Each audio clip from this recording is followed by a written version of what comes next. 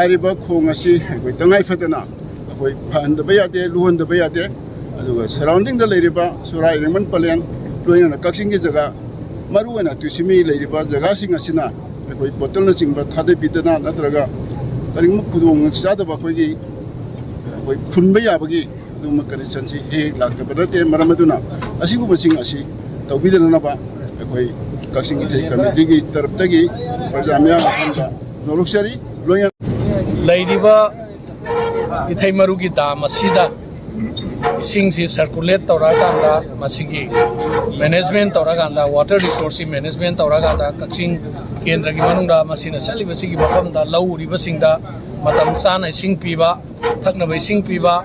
लौबगी irrigation की इसिंग फंगनबा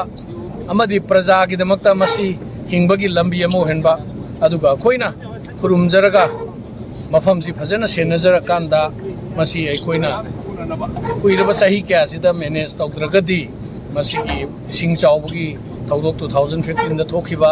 सुमाइना थोलक्तनबा अमु अन्ना अखोइ अचौबा project खरा government of India दगी तौसी आइना कोई कन honorary department of water resources ना प्रोजेक्ट कंसल्टेंट खल्लगा मसी डीपीआर सेमबगी कोई कन चथरी अदुगा पलेन गी खाई बम असोमदा दाम मचा अमा अखोइना सादना लेरबसिंगसी पलेन दरकार ताबा मतमदना पलेन द पीबा कक्सिंग द दरकार ताबा मतमदना कक्सिंग द पीबा अदुगा कक्सिंग की थ्रू दा सोराई रेंबना लेबा मफम मफम सिंग दा इरिगेशन की इसिंग जी यौनबा हैबगी मसी अखोई कन होनबनी लेरिबा इथै मरुगी कमिटी अखोई अका चौ अमदी बाय राम चरण मखोइसु याउबीरगा अखोइना मसी अमुखन्ना चाउखटपा लंबी द पुसिनबा याननबा लेरिबा इथै मरुगी कमिटी असिना अफाफा अचौबा थबक मयाम अमा तौबा ngमननबा अखोई पुनमक पुनसिलागांदा अखोई पुनमक अमता ओइरागांदा